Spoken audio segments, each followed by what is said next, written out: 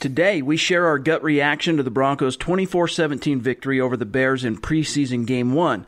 What changed for the quarterbacks? And we'll also touch on the risers and fallers from Game 1, as well as take a question or two from the Mile High Mailbag. You are listening to the Huddle Up Podcast. Welcome to the Huddle Up Podcast, your go-to show for all things Broncos.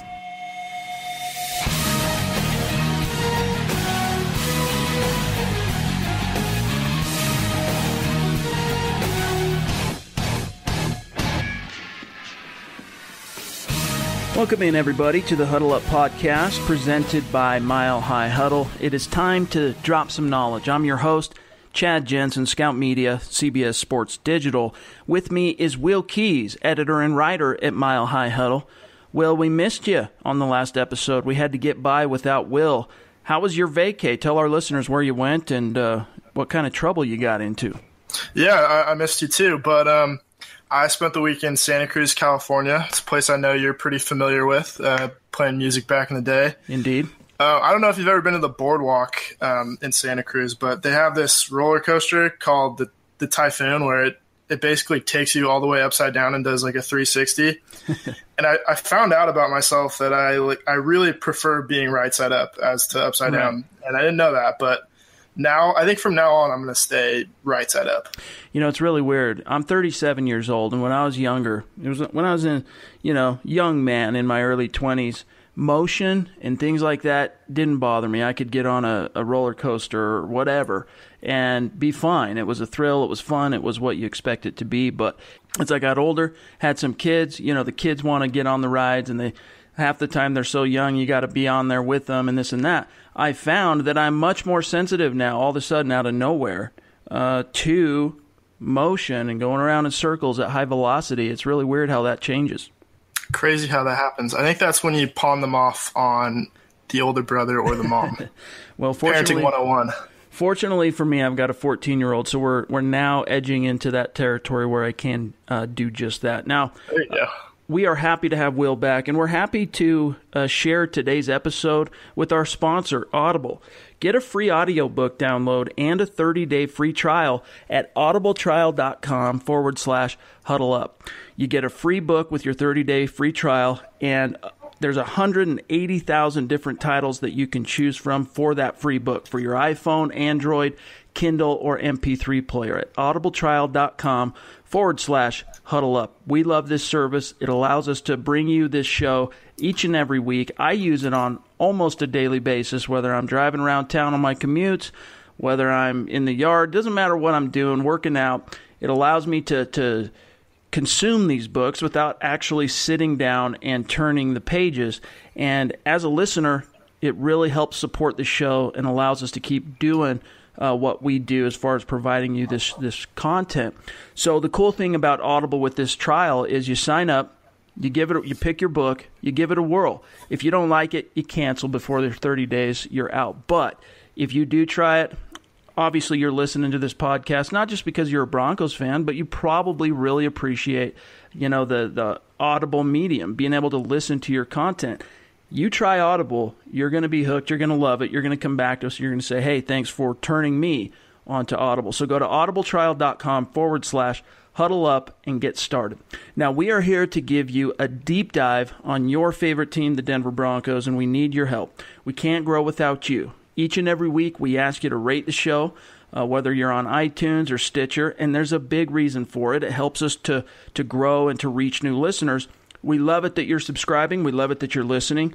But if you haven't, take a second and rate the show. Leave a comment, whether it's on iTunes or Stitcher. We appreciate it. Follow the show on Twitter at HuddleUpPod and at Mile High Huddle. Also, take a second, make sure you're following Mile High Huddle on Facebook, because from now until January or February, if we're lucky, Broncos football is officially back. We're going to be dropping knowledge several times a week, and you're not going to want to miss a single episode. All right, we finally have a game to break down and digest and analyze. Your Denver Broncos took to the road once again to open up their preseason against John Fox's Chicago Bears. It was about what you'd expect from a preseason game. The laundry was flying, the rust was falling off in chunks. The Broncos were penalized a ridiculous amount of times in this game, 11 times in the first half alone. Now, not all of them were accepted or charged, but it was a slop fest in that regard. And I agree, Will, with Vance Joseph, that it kind of hindered our ability to evaluate the quarterbacks. I was satisfied. Trevor was solid. He made some nice plays in a pass game. Paxton had some nice plays, but we had so many penalties. During his time of play, it hurt his drives. That's why he played more than we thought. But overall, it was a solid performance. But the penalties kind of killed us offensively in converting third down. So it was hard to say who played well at the position because of the penalties. Now, Joseph says he was satisfied with the quarterbacks, and we'll get to that here in just a minute. We'll dive into quarterback watch. But all those penalties sure made for a frustrating game to watch. And I don't think the coaches have it very easy trying to grade these quarterbacks, Will. Yeah, it didn't really feel like there was any flow to the offense. We watched a lot of what Mitch Trubisky did, and it felt like there's a really good rhythm to the Bears offense when he was in. But I didn't really see that with either Trevor Siemian or Paxton Lynch. And a lot of that was because of the penalties and then a couple sacks thrown in there as well. But I think there are only 15 combined throws between the first two quarterbacks that are vying for the starting job.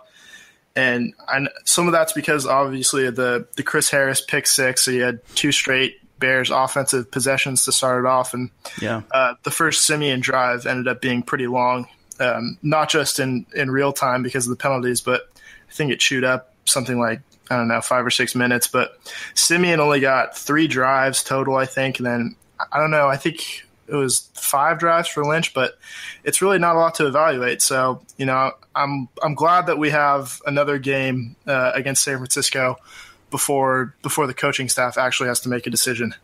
Getting down to the nitty-gritty as far as quarterback watch, Trevor Siemian, he got the start. He saw, as you say, a grand total of 3 possessions, which totaled 22 snaps.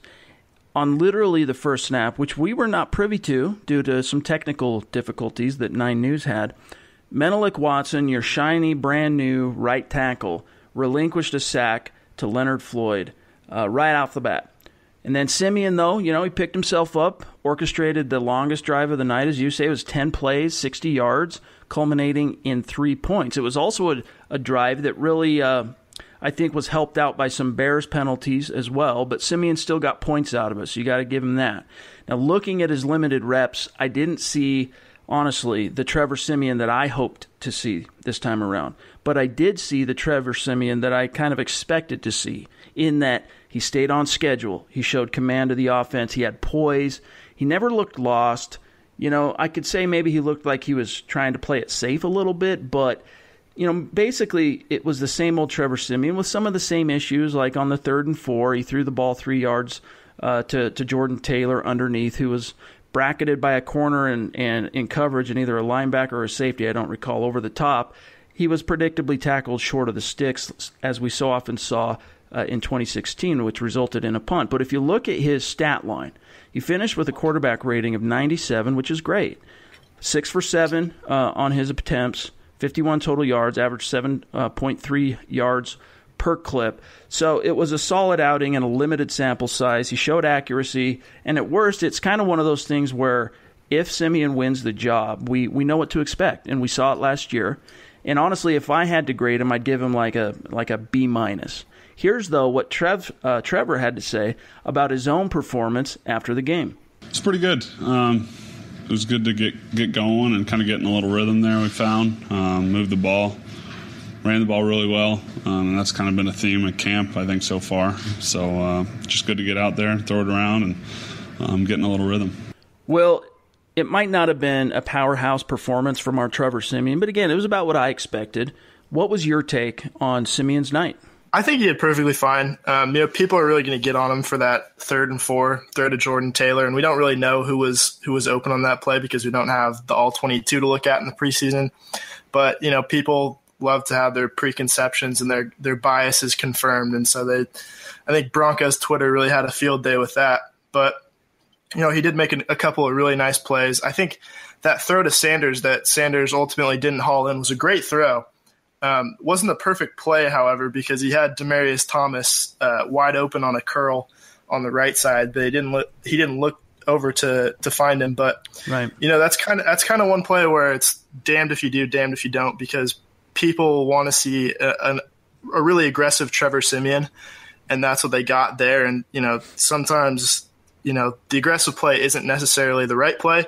I do think he made a nice throw there, but that's maybe that's a result of kind of some of the pressure, some of the outside noise seeping into the quarterback competition. But he made a couple nice throws to Cody Latimer later on in the drive. Like we said, he converted that early third down to Demaryius Thomas. And a quick note about that play, I think it was a really nice play design that Mike McCoy drew up, because they had a tight formation on the left with, I think, 3 wide receivers, and they had Benny Fowler chip Willie Young to help Garrett Bowles on his first 3rd and 11 in the NFL. And right. So Bowles was able to win that battle with a little help from Fowler, and then Siemian ended up converting it to DT. So I really like that play design by Mike McCoy, and I think that's kind of a sign of things to come in that offense. But overall, he calmed down a lot later, kind of in his third possession, made those nice throws to Cody Latimer, made a nice one down the field. And you always want to see Trevor Siemian work the ball down the field. That was kind of one of his weaknesses last year, but showed up pretty well on that throw to Latimer. So overall, I think we'll give him a B. I think that's fair. Yeah, and like I said, he wasn't bad by any stretch of the imagination. He seemed very confident in his surroundings, and, he was the Siemian that we're all used to.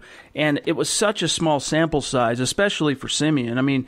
We'll talk about Paxton Lynch's reps here in a minute and how many snaps he got, but it was such a small sample size that it's hard to really know how to react. And even like, as you talked about in the 3rd and 4, which I guess I brought up first, but still, it's one of those things for me that I probably do have preconceived notions about Trevor Siemian, because so many times last year I would get frustrated watching him make similar plays on 3rd and 8 thrown at 6. And while it's true that we don't necessarily know exactly how the play is drawn up, who's the hot read, 1, 2, 3, which guy, how the progression rolls, and we don't know exactly how the coaches are coaching them, what they're being told to do, what they're being told to look for.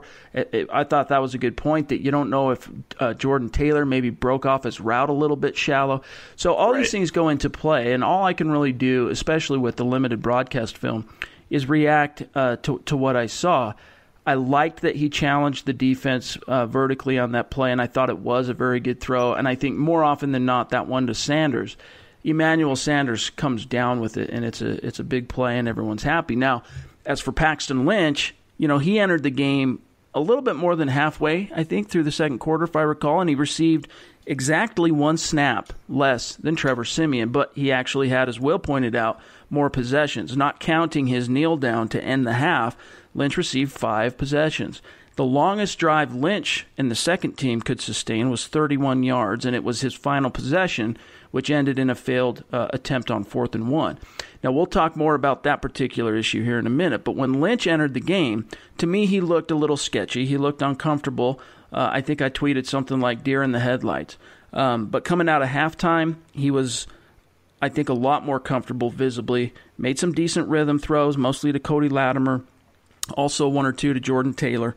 But he held on to the ball too long at times. When his first read wasn't there, you could tell that it just slowed him down. And I had hoped, honestly, to see him show some progress in this particular area and in terms of reading coverages and being more decisive. And while I won't go so far as to, throw in the towel and just hand the competition to Siemian, it was disappointing that we didn't see more from Paxton Lynch. He flashed that big arm. He flashed his athleticism. He had Taylor open on a deep shot down the right hash, but overthrew him by a step or 2.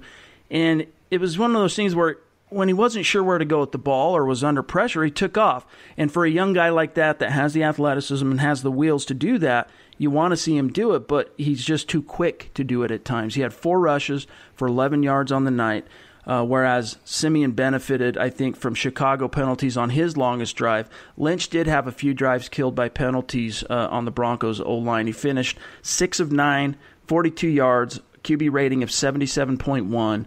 averaged 4.7 yards per clip. Here's what Lynch had to say in particular about his own performance on Thursday night. Well, I thought I did pretty good. Before we went into halftime, I think that we struggled a little bit moving the ball, missed some third downs that we should have converted on, but also had a lot of penalties that kind of set us back. When we came out of the locker room at halftime, I thought we did a really good job at moving the ball, but just like Coach Joseph said, it was just too many penalties to keep us from moving the ball away downfield into scoring position. All right, well, if I were grading Lynch, I'd give him a C+. He wasn't as poised as Siemian. His decision-making was slower. He wasn't careless with the ball. He just didn't seem to know what to do with it at times. What was your take on Paxton Lynch? Yeah, I wasn't particularly encouraged by his performance last night. He didn't really look as confident as he did a year ago when they were playing in Chicago, the same exact time and place. The decision-making wasn't really there, especially early on in the first couple of possessions. Like he said, if the first read wasn't there, he was kind of quick to take off and panic. And luckily, he's an athletic guy, and so that didn't result in a lot of sacks. And that's obviously something that he does better than Trevor Siemian. But you want to see the decision making get better, and you want to see the progression speed up and actually go through the progressions rather than kind of bail out. But like I said, he was a little slow making reads. He had a play where Benny Fowler was matched up on a linebacker on a 2nd and 4, and he kind of started looking it down and then sort of hesitated and then bailed and then had to roll out to his right and threw it away. So it was a broken play. He got into a rhythm later on his last, I think, 2 possessions with a few slants on Cody Latimer. They're exploiting the deep zone coverage and kept tossing those quick slants on the first read to Latimer. So right. That worked for them. I don't know how much that works in the regular seasons when defensive coaches are a little quicker to adjust and are more cognizant of the scheme and game planning heading into the game as opposed to, week 1 of the preseason. Yep, vanilla. Right. And I think it's also worth noting that, everybody got on Trevor Siemian for throwing it short of the sticks to Jordan Taylor, but Paxton Lynch actually did the same thing on a throw to Cody Latimer. Threw it, I think it was either 3rd and 8 and 3rd and 7, but threw a slant, ended up 1.5 yards short. Then they go for it on 4th down, and, shocking that they don't get it. But I think, we got to be consistent on both quarterbacks. So they both struggled there, at least on 3rd down. And, overall, he made a really athletic play where he looked like he was going to get stripped and then took off for a gain. But, I don't know if he wins this competition on athleticism alone. He's got to show against San Francisco the ability to speed up the decision making and make the right decisions. So, last night I'd probably have to give him a C-, and hopefully with the ones he has a little more chemistry and shows a little better performance against San Francisco next week.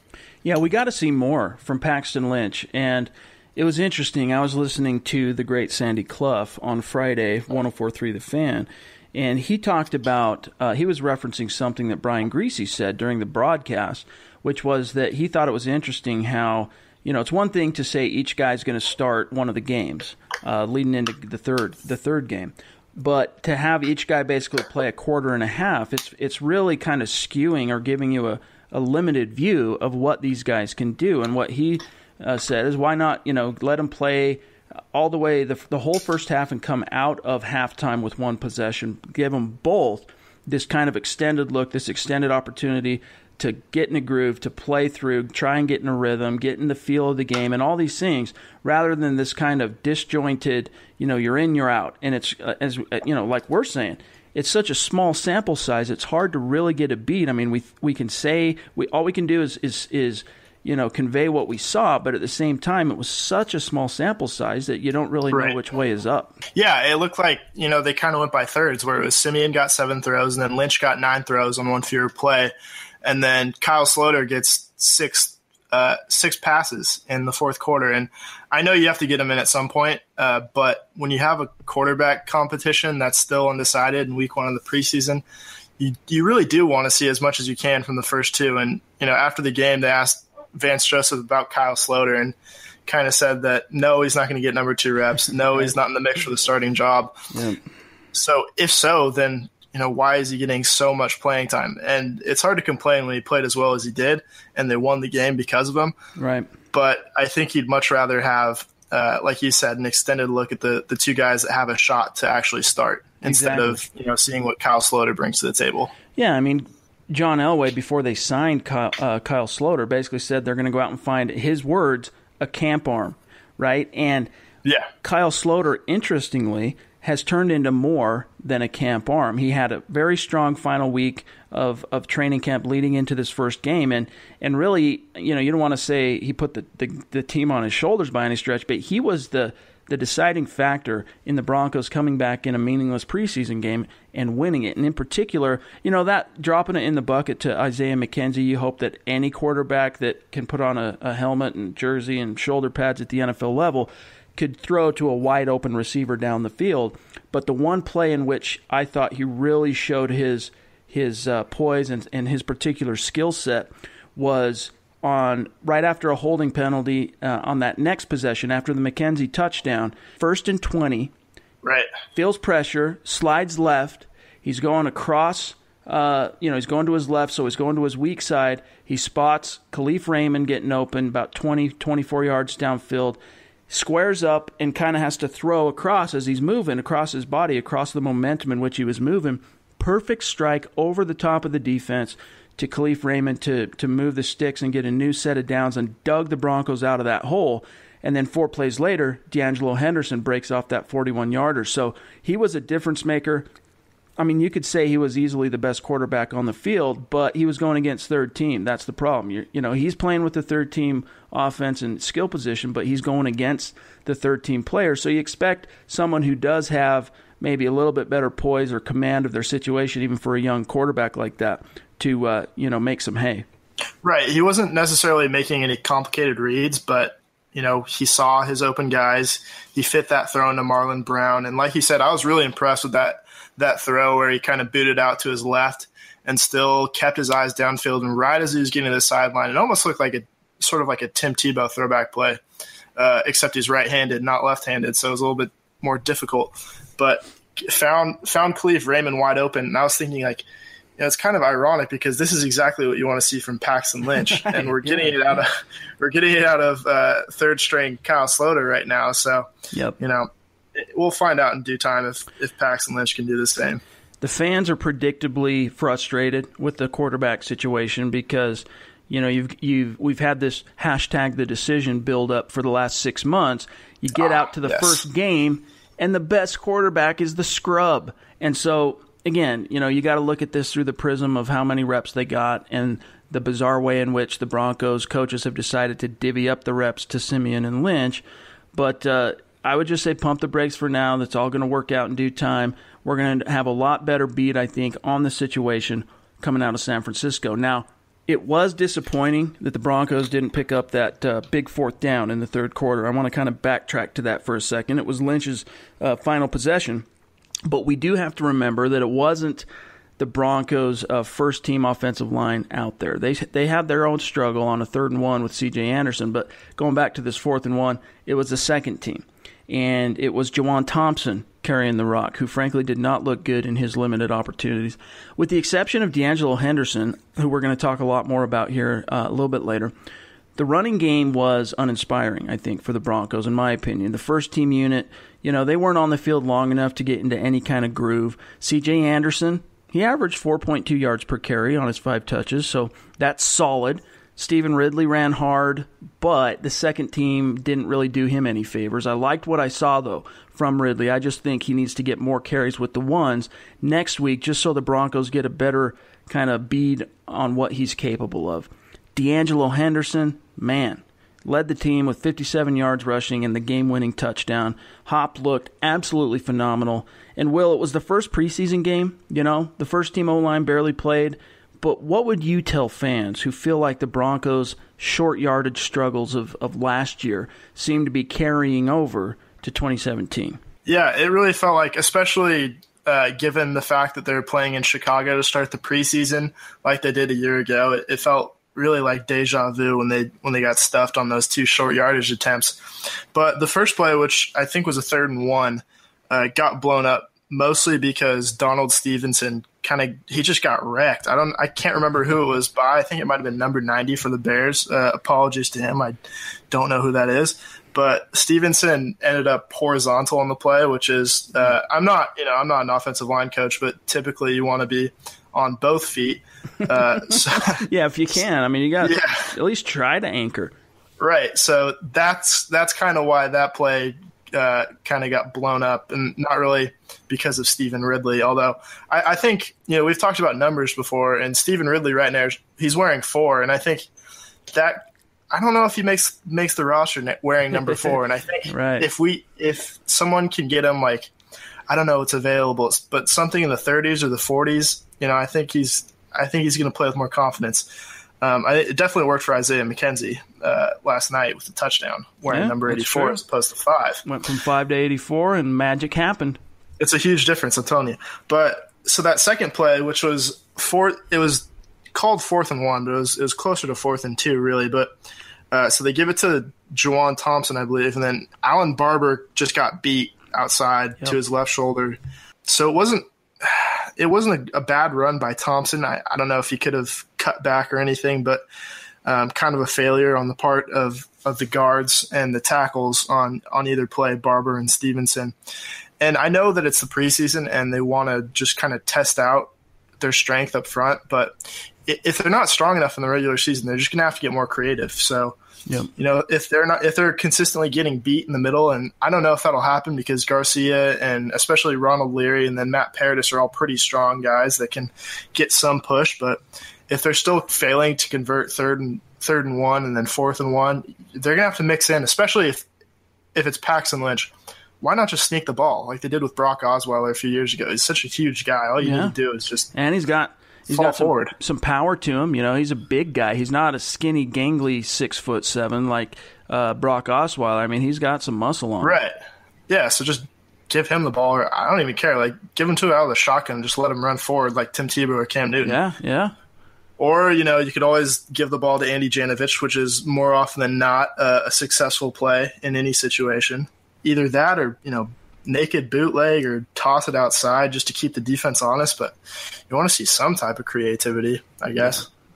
Yeah, I think for now, just, for those worrying and tripping on the short yardage issues, just pump the brakes. We're not going to have a real accurate bead on how much progress the Broncos have made in that department until, honestly, September 11th when the first team plays throughout the entire game. So we're going to talk about some risers and fallers from Game 1. But first, let me holler at you about becoming a Mile High Huddle VIP. Now, many of you listeners have pulled the trigger on going premium, and we appreciate you. Supports the show, supports the site, allows us to continue to bring you what we believe is the most in-depth Broncos coverage on the web. Now, what does it mean to be a VIP or to go premium?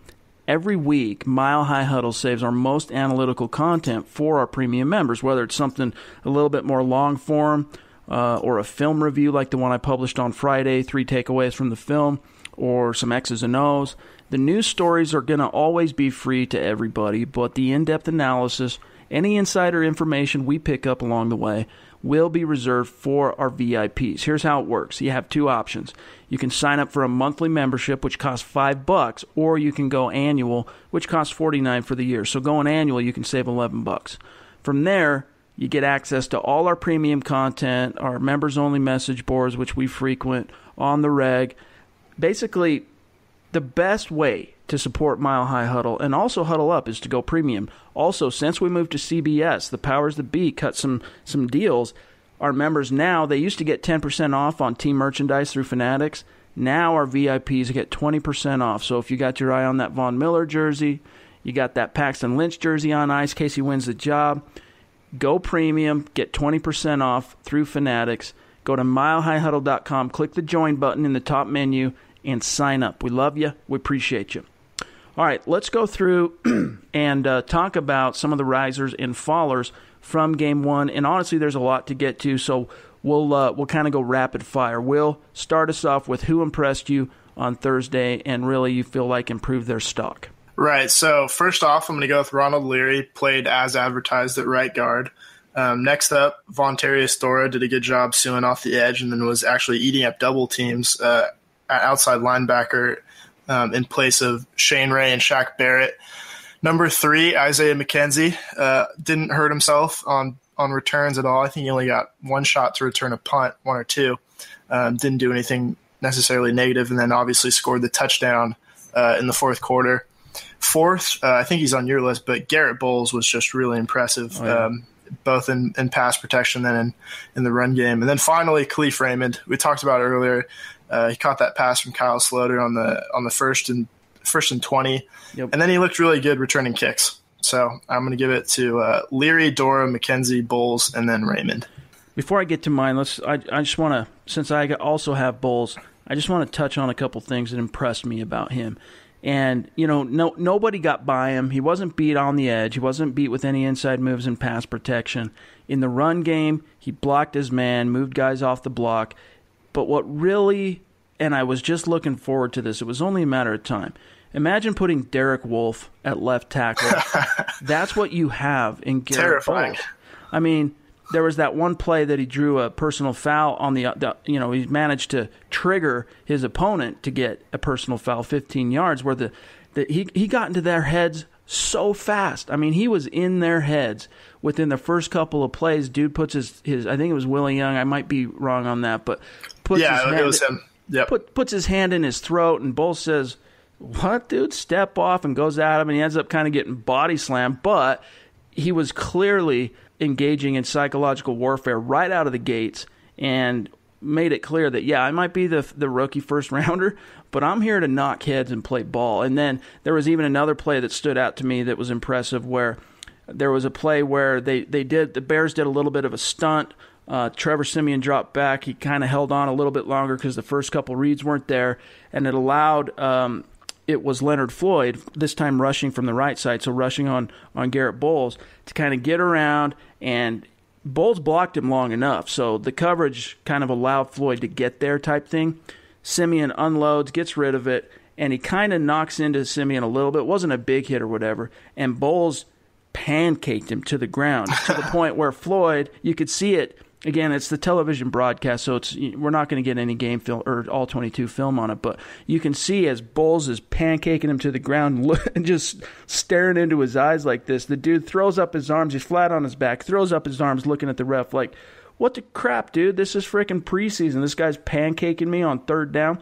So that's what impresses me about Bowles, and I just think, honestly, he's going to have his rookie moments, where he's going to get beat. Those times are going to come, but I think at 25 years old, this is a guy who is very quickly going to actually establish himself as the emotional leader on that offensive line. Yeah, and they really needed that after, a couple years of no man's land at left tackle. Yep. And it was nice to see him get in Willie Young's head, which I don't know if it's that difficult a thing to do, because if you'll remember a few preseasons ago when Willie Young was playing for the Lions, I think he got called for taunting against Tom Brady in the first quarter of the first preseason game. So I don't know if Willie Young is necessarily the most self-aware guy in the NFL, but it's good to see Garrett Bowles take advantage of that. And then technically, I was really impressed because Garrett Bowles is super strong, but in pass protection, he just got out. His feet were so quick, and he was in position so quickly against Willie Young, and that's why he was able to succeed in pass protection. So I think you have to give both Garrett Bowles and then Jeff Davidson, the offensive line coach, a lot of credit for coaching him up and making him look like a stud, really, in his first ever preseason game in the NFL. Yeah, hats off to him. Hats off to the coaching staff. I think Bowles is well on his way. Now, going through mine rapid fire, so Bowles, Jamal Carter. He was the subject of the film piece I did on Friday, or one of them anyway, and just kind of seeing he was second on the team in terms of snaps. He saw 62 defensive snaps. The guy who beat him was Brendan Langley, had 3, and the defensive coordinator Joe Woods clearly has a lot of confidence in this kid, even though it's second and third team defensive units. I mean, he was playing him all over the place. He was playing a traditional safety spot. He was playing nickel linebacker. He was blitzing him. He was putting him in coverage. He was matching him up one-on-one against Adam Shaheen, who's like 6'8" and almost 300 pounds. So Jamal Carter led the team in tackles for a reason. He's a guy to keep an eye on. Number 3, I should say, Kasim Adebawli. very impactful, and the few amount of snaps he received was really the tip of the sword that created that pick six for Chris Harris that forced Mike Glennon into that errant throw and early decision. Absolutely. Cody Latimer, to me, really stood out not only on special teams, but in his opportunities as a receiver, his tenacity as a blocker when the call was a run. So hats off to Cody Latimer. It's good to see him showing. D'Angelo Henderson, I mean, the dude won the game. He put it in the bag. And even though the Broncos had to come back and get a defensive stop to seal the deal, D'Angelo Henderson finished with as the leader in rushing for the Broncos, as mentioned earlier. But he also had 2 10-plus yard runs called back because of holding. So he could have had a much more impressive stat line to boot. Very impressive from D'Angelo Henderson. And then lastly, I want to tip my hat again to Kyle Sloter, who is facing some enormous odds and a phenomenally, what's a good word for it, dramatic quarterback battle ahead of him on the depth chart, and yet he's still managing to stay poised and in his limited opportunities shine. So those are my guys, and in particular, again, I just can't say enough about Kasim Edebali, Jamal Carter in particular. Yeah, you're absolutely right on Carter, and Joe Woods was using him really creatively. I'll get to this later when we go into the mailbag, but he blitzed a couple times. He had a really athletic fumble recovery where he was rushing in really, really hard, and a couple of I think a Bronco missed it. A couple of Bears offensive linemen missed the loose ball, and he came in and just snatched it away. And he was playing all over the field. He was playing in pass coverage, and then, like I said, he blitzed a couple times, and more often than not, he got there and timed those blitzes really well. So, we'll touch on him a lot more later, but he's really, really intriguing early on. All right, now let's move on to the fallers. When it comes to identifying which players saw their stock fall on Thursday night, I'll start us off this time rapid fire. Carlos Henderson is a mess. I don't know what's going on with that dude. Dropped 2 kick returns, was not very involved or engaged in the offense. It's a concern. It's nothing to knee-jerk on, but it's a concern. Brendan Langley, tip of the hat to him for playing the most snaps on defense, again with 63, but I was not particularly impressed with anything he did, especially for a guy who made the first depth chart as cornerback number 4 over guys like Lorenzo Doss, who, even though he didn't play great on Thursday night, Doss, he's had, I think, a much stronger and more impactful training camp. Move on, Chris Lewis-Harris, another cornerback. This is a Vance Joseph guy they brought in, and I wasn't particularly impressed with him either. He got burned a few times on some of those plays that Mitch Trubisky managed to make magic out of the air. Paxton Lynch, again, he didn't crap the bed, for lack of a better term, but he sure as heck didn't do enough to silence or change the complexion of how this competition seems to be shaken out coming out of training camp. Menelik Watson, this is a guy the Broncos just invested $18 million in, and even though it's only the first year that's guaranteed, you want to see something better than the guy you just gave that money relinquishing a sack on the first snap of preseason, and then he also had I think it was a hands-to-the-face penalty. So sloppy day out for Menelik. He's got to get better. And then my last guy is Max Garcia, who just, I don't know what's not clicking for him, Will, but he's on his way out. And I think the Broncos at this point, it'll be really interesting to see how they practice on Saturday to see if they made any changes to the left guard position. Because even though Alan Barber wasn't great, there was a couple of plays that we talked about earlier, especially that 4th and 1, where he wasn't great, but he is a veteran. He does know what to do, and he's probably someone you can count on at this point more than Max Garcia, who at this stage, it's one of those things where you just never know what you're going to get. I actually got a chance to see that play where Menelik Watson gave up the sack to Leonard Floyd, because I was watching on the Bears broadcast as opposed to 9 News, but yeah, he just got beat, and Leonard Floyd looked a lot quicker than him. So that was a little bit concerning, especially on the first passing play of the season. After the last couple of seasons, you're like, oh, here we go again. But I think he recovered okay. Carlos Henderson, I think it was just nerves, and that happens. That's a lot of adrenaline. Your first, even though it's a preseason game, your first game under the lights in the NFL. Drops a couple of kickoff returns, but I think he'll correct that. I think he'll be fine. Caught a pass on offense. I think it'll just take time for him, like it did in training camp in games. So I think we'll see. A lot of improvement from Henderson coming up here. But as far as my 5, who you got? I had Donald Stevenson, number 1. Kind of talked about it earlier, but he's someone that could be a cap casualty. We've talked about Virgil Green in the past. It's kind of either him or Stevenson if they want to free up some cap space, and we'll see if that happens. But he really didn't play well. He got just torched on that 3rd and 1 in the I think it was the second quarter. Didn't look good. Ended up horizontally not where you want to be. Second, kind of unconventional, but I'm going to go with the whole special teams. So Brock Olivo is a faller. I love Brock Olivo, but the special teams need to improve. They're springing a lot of leaks. A lot of that had to do with the Gunners were overrunning the returns. I saw it a couple times, especially from Carlos Henderson. Yep. So not a great night. He was a little too anxious, running a little too fast. You got to break down about 10 yards or so before you get to the return, just so you can't get blown right by like they were. So they gave up a lot of return yardage last night. Garcia, you already talked about him. He just doesn't look as confident as he did in 2015. Maybe it's a scheme thing. Who knows? He just doesn't look quite as comfortable at left tackle. Maybe they try him at left guard rather. Maybe they try him at right guard and move Leary over. We'll see what they do. And then Paxton Lynch. I don't really want to go back and harp on it too much, but didn't look confident. Looked a little slower, and he'll get his chance against San Francisco. So I don't want to beat a dead horse too much. But and then 5th. I know this might pain you a little bit because I know he's your boy, but.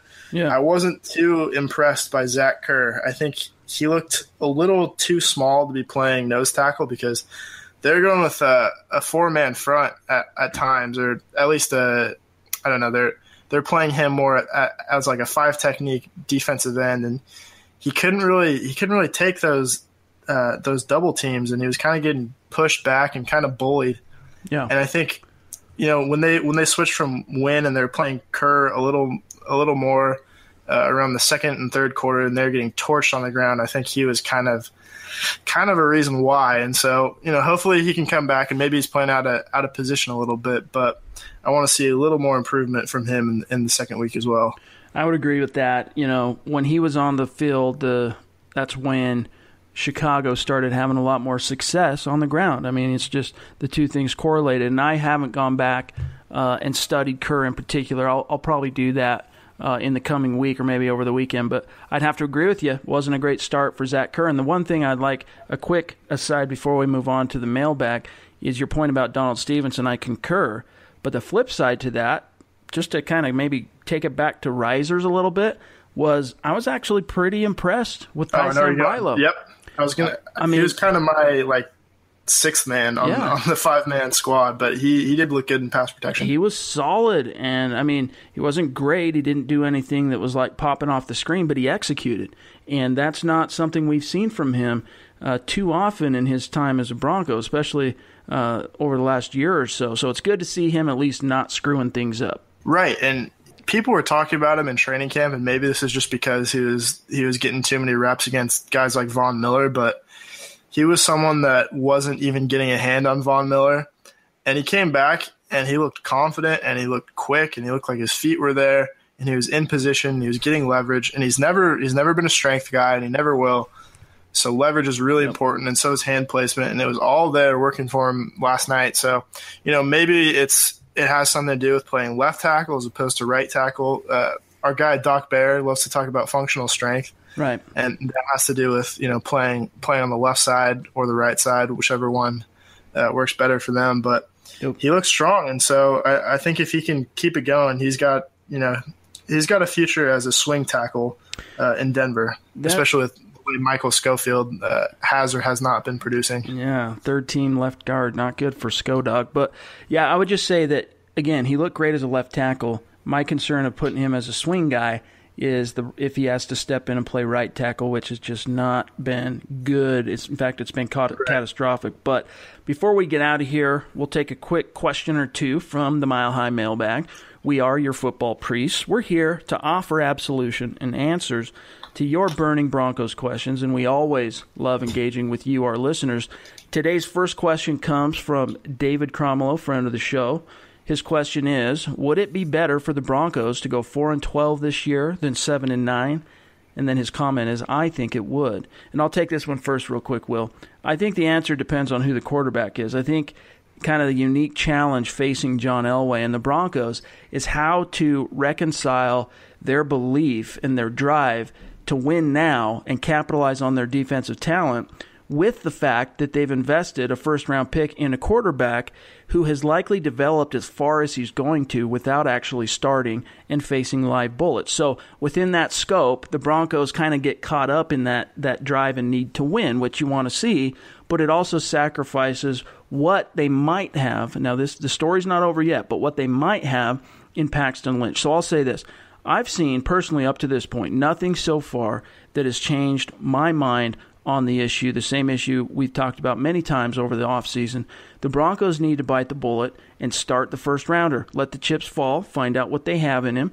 The defense is good enough to keep him in games, and Trevor Siemian's going to be there for 2 more years if they need him, this year and next year. They'll never really know until they try. But their desire to win now might, for lack of a better term, retard the development of Paxton Lynch. It could very well turn into a what could have been as far as Lynch, and who knows, maybe Trevor Siemian is the man destined to lead the Broncos into the future. But, Will, your answer for David, would it be better for the Broncos to go 4-12 or 7-9 this year? Right. I know this is kind of just a veiled question about the two quarterbacks, but I would always rather go 7-9 than 4-12. And that's not just, a mathematical answer. That 7 is greater than 4, obviously.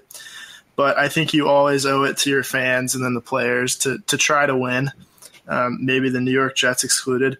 And I think if either quarterback comes out and goes 4-12 with as talented a roster as the Broncos are, I think that's such a disappointment. And I think going 4-12, even with Paxton Lynch, means the end of Paxton Lynch in Denver. We saw Trevor Siemian go from one snap in 2015 after being picked in the 7th round to finishing with an 8-6 record in his 14 games. Yep. So there should be no reason for a regression from that. That has to be the benchmark going into 2017. And if you're kind of banking on, saying, oh, well, if we go 4-12, maybe one of the quarterbacks will be there and we can start over at quarterback.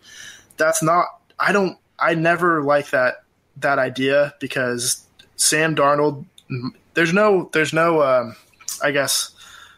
confirmation that Sam Darnold's going to come out in 2017. He could easily – I think he's a redshirt junior right now, so he could easily stay an extra year, and so could Josh Rosen, although, with what he said about athletes and academics earlier this week, I don't know. I don't know about Josh Rosen. He's kind of a wild card. So then you'd kind of just be looking at, potentially Jake Browning, although he seems like a guy that's going to stay all 4 years. And then, Josh Allen and Luke Falk up at Washington State. So yep. The quarterback class is never quite as good or as bad as you think it's going to be. So I would never tank a season in hopes that you might get one of those guys. Yeah, Andrew Luck only comes around, every 25 years or so, or a player of his caliber. Right. Well, let's move on to our next question from a former Mile High Huddle staffer, Adam Uribas, now doing work elsewhere, friend of the show.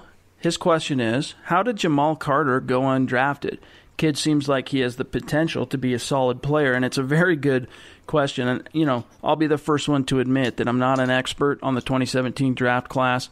Eric Trickle is Mile High Huddle senior draft analyst. I reached out to him, and what he's basically told me is that he was surprised that Jamal Carter was still on the board beyond the 4th or 5th round. So I don't think anyone has a real solid beat on exactly why this kid went undrafted, Will, but the Broncos seem to have found another diamond in the rough.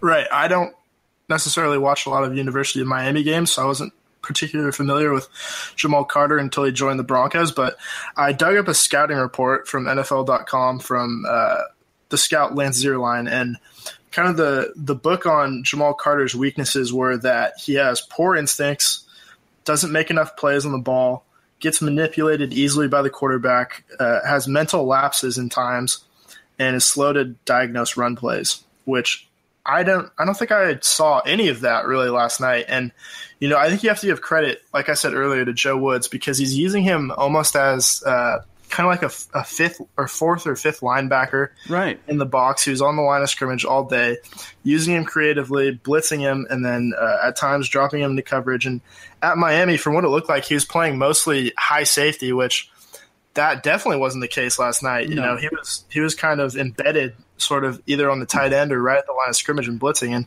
box. You're right. You have to give credit to the Broncos coaching staff for seeing a guy and then knowing how to use him and kind of get the most out of him and kind of hide those weaknesses.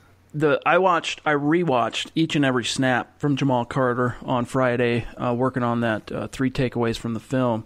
And the kid, there was a couple plays where he was out of position because he took a bad angle on running plays, but he meets the ball carrier when he does with violence. He takes him to the ground. To me, he was it's funny to hear that one comment from Zierlein that, because I saw him around the ball on almost every single play he was on the field. He was around the ball and making plays on the ball. So that is an interesting scouting report. Now, last question, and then we will get out of here, comes from @MileHighManiac. His question, or hers, I'm not sure if it's male or female.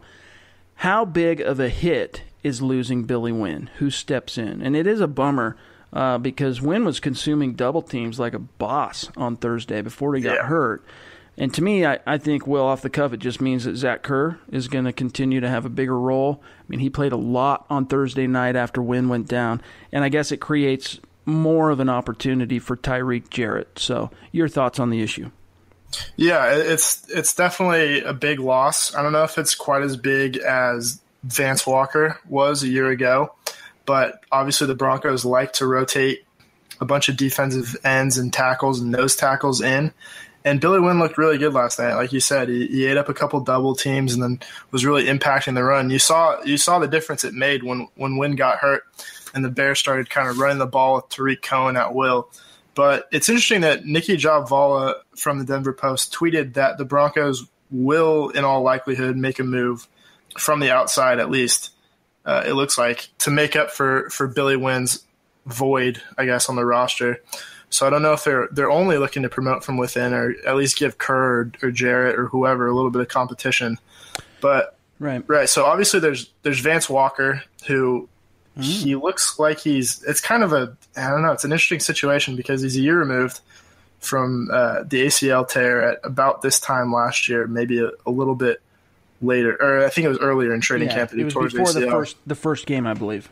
Right. So, maybe they kicked the tires on him. Obviously, he's familiar with the system. The free agent class, as far as available 3-4 defensive tackles / nose tackles, isn't great. You could maybe look at a guy like Sean Lissamore, who played for, I think, the Chargers, and then Kendall Reyes, who played for the Chargers and the Chiefs. But Reyes is still free?